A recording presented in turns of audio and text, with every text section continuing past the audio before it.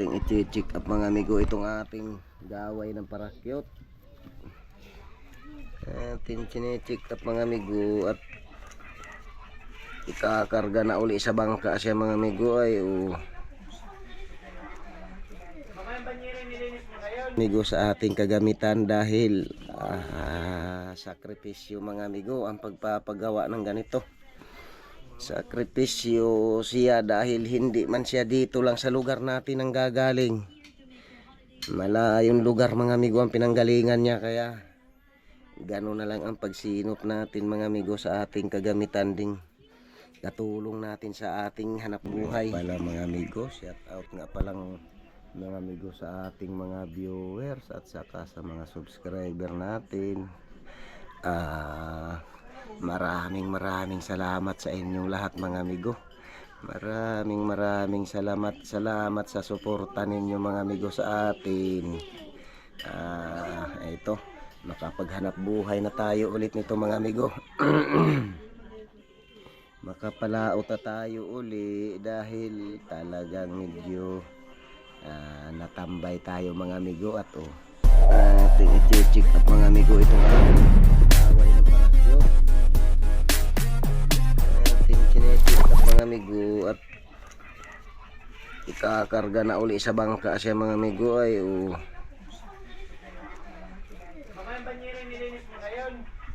hindi na ba siya mga amigo dahil nung naggawa tayo ng bangka ay inuwi mga amigo sa bahay dahil nilabhan siya para mapatuyo mga amigo ng maigi habang natatambay yung bangka. Check up natin mga amigo yung gaway niya kung okay pa, dahil baka makapangarga na tayo mga amigo nito. Hindi biro na naman amigo ang dadanasin niya doon sa laot pag talagang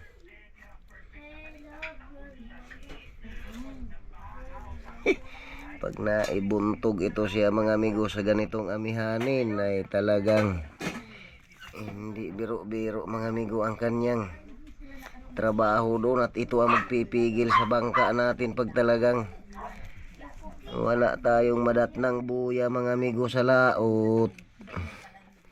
Pag sumapit ng hapon gabi na amigo, kahanap ng buya pag walang madatnan. Ito mga amigo ang ating gamit dyan sa bangka. Binubuntog ito siya mga amigo para umigi ang tayo ng bangka natin. Kaya pag ganitong amihanin mga amigo, kailangan yung kagamitan natin dyan sa pagpalaot ay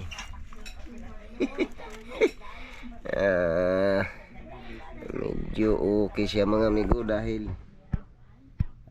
hindi biro mga amigo ang amihan dyan. Pag talagang lalabas tayo ng ganitong mga buwan tuwing pag ganitong amihanin, kaya chine-check up ko mga amigo itong ating parakyot dahil okay pa naman yung gaway. Walang problema pa mga amigo itong gaway niya. Yung puno lang mga amigo ang ating sinisigurado dahil magtatatlong taon na nating gamit mga amigo ito. Magtatatlong taon na ito ngayong Enero mga amigo. January 5 mga amigo ito na dumating sa atin itong ating gamit na parakyot. January 5 mga amigo ito siya, kaya ngayon January 5 mga amigo, 3 taon na natin siyang gamit. Kaya simula mga amigo nung atin ito siyang i-set up, ating buuhin mga amigo ng ganito ay tuwing amihanin chine-check up ko siya mga amigo dahil hindi biro mga amigo ang trabaho doon sa bangka natin. Hindi biro yung kanyang trabahong ginawa doon sa ating pangingisda mga amigo. Ito ang kanyang mga puno mga amigo ng gaway. Yung kanyang sinturon okay pa naman amigo. okay pa sila. Dahil ay atin din naman amigo siyang sinisinop din. Kahit gano'n na ang edad niya mga amigo na tuloy-tuloy ang paggamit natin. Ay binababa natin siya dito mga amigo sa bahay, nilalabhan, sinasabon mga amigo siya, kaya yung kanyang tahi mga amigo tulad nito, hindi siya nabababad na masyado mga amigo sa tubig alat, kaya pagka may pagkakataon na medyo hindi makapalaot agad mga amigo, binababa natin siya sa bahay para masabunan, mababad ng maganda mga amigo, ng matino siya, malalabhan para yung kanyang tahi mga amigo na ganito. Ito ang importante dahil sila ang naghahawak mga amigo nitong ating parakyot, nitong damit nitong ating parakyot. Yung mga tahi na yan, yung mga sinulid na yan mga amigo, ay magtatatlong taon na nating gamit siya mga amigo, pero wala pa tayong nakikita diyang bumibitaw mga amigo na tahi niya, yung sinulid niya, wala. Dahil sinisinop natin siya mga amigo, dahil hindi biro ang paggawa, at saka walang mabibili ni dito mga amigo sa Quezon. Wala tayong mabibiling ganitong kagamitan pag dito lang sa lugar natin. Malayong lugar mga amigo ang pinanggalingan nito, kaya iniingatan din natin mga amigo yung ating gamit, dahil ay hindi lang basta-basta ito nabibili dyan sa malapit mga amigo, kaya atin siyang kinukuan. Iniingatan din mga amigo yung kagamitan na importante sa hanap buhay natin, dahil hindi biro siya. Dati nung kalulusong pa lang nung bangka natin mga amigo, wala pa akong gamit na ganito. Mababali mga amigo yung aking balakang kababanto ng palapa, nung kayakas. 20 pirasong palapa mga amigo ang karga sa bangka, para pag nagpaanod, humangin-hangin man, kaya siyang pigilan mga amigo. Gaano karaming palapa mga amigo yon. Ako lang mag-isa mga amigong bumabanton-banton sa umaga. Kaya nung nagkaroon tayo ng ganito, malaking ginhawa na mga amigo sa pangingisda sa gabi mga amigo. Dahil pag sumilig mga amigo sa buya o paanod tayo, ay di malaking tulong mga amigo. Malaking tulong siya sa ating hanap buhay, sa pangingisda natin na ayun, ngayong January 5 mga amigo, 3 years na itong gamit natin dyan sa bangka. Pero kung titingnan nyo mga amigo, para lang yan siyang hindi migo umidad ng ganon. Ayan siya, para lang siyang bago pirmi mga amigo, dahil hindi natin siya pinapabayaan sa bangka lang mga amigo nakatigil. Inuuwi siya sa bahay mga amigo, dinadawni din siya ni Bingbing, kaya ganon tayo mga amigo sa ating kagamitan, dahil sakripisyo mga amigo ang pagpapagawa ng ganito.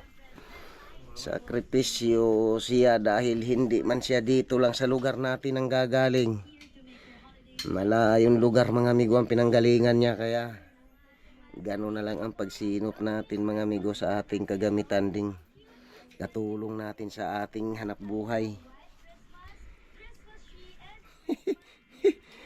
Ay natambay tayo mga amigo ng matagal-tagal, kaya inuwi siya para mapatuyo mga amigo ng maganda dito sa bahay. Ngayon ikakarga na uli mga amigo natin sa bangka siya, dahil mangangarga na rin tayo siguro bukas. Ano nang pizza Bingbing bukas, Bing? Ano nang pizza? 13? Baka bukas mga amigo ay pizza 13. mga ngarga na tayo siguro ulit mga amigo dahil talagang medyo napatambay tayo mga amigo talaga. Dahil atin munang ginawa yung ating bangka. Atin muna mga amigong inayos yung ating bangka dahil kailangan na rin talaga siyang ayusin din yung palatik, palo. Kaya okay man mga amigo. Medyo naayos na din natin yung ating pangisdaan. Medyo umuki na siya. Ari na uli mga amigo, mangarga tayo ng starting. Ayun. Okay lang mga amigo yung kanyang mga tahi. Wala pa tayong nakikitang sinulid na bumibitaw mga amigo sa pagkakakapit ng kanyang sinturon. Kaya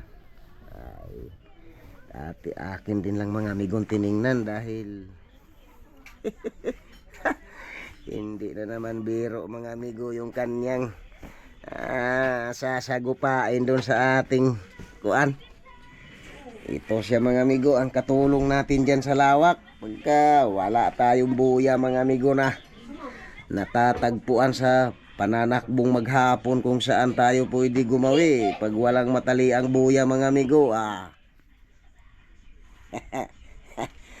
Ito mga amigo ang ating katulong para medyo maayos man mga amigo kahit wala tayong buya. Mayroon tayong pang kuan. Mayroon tayo mga amigong maasahan maski humangin-hangin pa siya mga amigo. Mayroon tayong maasahan na nakaharap lang mga amigo sa alon-alon yung ating bangka pag talagang may pagkakataon na wala tayong madat ng mga buya mga amigo dahil yung pusing natin ay mga namising sila mga amigo gawa nung mga nagdaang bagyo na nalalagot yung buya. Pag tinarget natin mga amigo at missing na dun sa ating posisyon. Ito siya mga amigo ang ating katulong dyan pagka wala tayong madat ng buya dahil gabi na o ano. Buntog mga amigo nitong ating parakyot para hindi man makapangisda mga amigo, hindi makapagpahinga din tayo ng maayos kahit lang sabihing may alon-alon mga amigo. Kahit lang sabihing may bugso yung hangin. Dahil ito mga amigo, sinubo ko na ito siya nung mga nakaraang kabaguhan niya amigong dumating sa bangka natin. Kulang 80 mga amigo ang bugso ng amihan na marakyot lang ako doon sa may unahan pa mga amigo, boundary ng 123 at 124. Hindi na ako mga amigo tumabi dahil 3 araw man lang siyang lakas-lakas na ganon. 65 to 78 ang bugso mga amigo. Kaya itong ating kagamitan na ito mga amigo, hindi biro-biro ang trabaho niya. Yung kanyang trabaho dyan sa ating hanap buhay mga amigo. Dahil ito ang katuwang mga amigo na malaki sa bangka dahil pag walang buya. Ito siya mga amigo ang atin dyan binubuntog para umayos yung bangka dyan sa lakas-lakas. Sa dasi-dasi. Ito, wala pa ako ditong pinaltan mga amigo sa ganito. Simula nung akin siyang gawa na ganito. Ako din lang mga amigo ang nagtrabaho nito nung dumating yan dahil pati ang ring. Ako na din mga amigo ang nagpapanday niyan. Ako na rin ang nagpagawa niyan sa machine shop. Dahil damit lang siya mga amigo. Ito lang ang dumating sa atin nung ating i-order ito siya. Ito lang damit. Kaya ako na rin mismo mga amigo ang nagbuo nito. Para magiging parakyot siya mga amigo. Itong lubid na ito, ganun din ang kuha nito mga amigo. 2 taon na rin mahigit yan siya. Pero wala pa tayong makita mga amigo na medyo mahina na yung ating gaway. Okay pa rin yan siya mga amigo. Dahil skyline mga amigo itong ating kinabit. Skyline siya na mga nalubid. Sige lang mga amigo. Atin lang sinigurado itong ating parakyot mga amigo dahil ito siya mga amigo ang ating katulong dun sa laot pag talagang wala tayong madatnang buya mga amigo sa alanganing oras na. Kaya sinigurado ko siya dahil sasabak na naman tayo uli mga amigo sa ating hanap buhay at makapalaot na din tayo uli nito. Makapaghanap buhay na tayo uli dahil ayos man na mga amigo, okay na yung ating bangka. Sige lang mga amigo, magandang hapon na lang sa inyong lahat siguro. At atin na muna mga amigo itong gayakin para maiuwi na sa bangka siya mga amigo.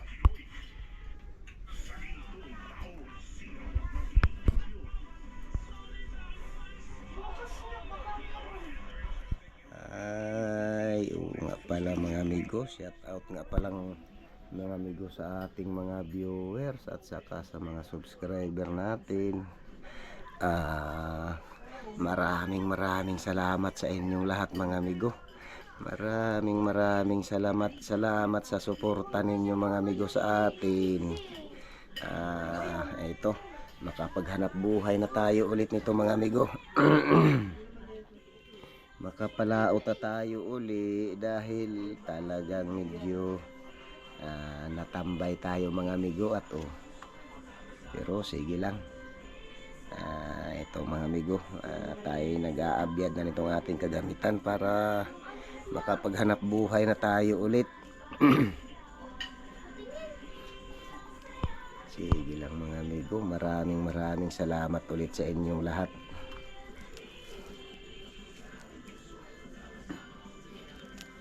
Sige lang.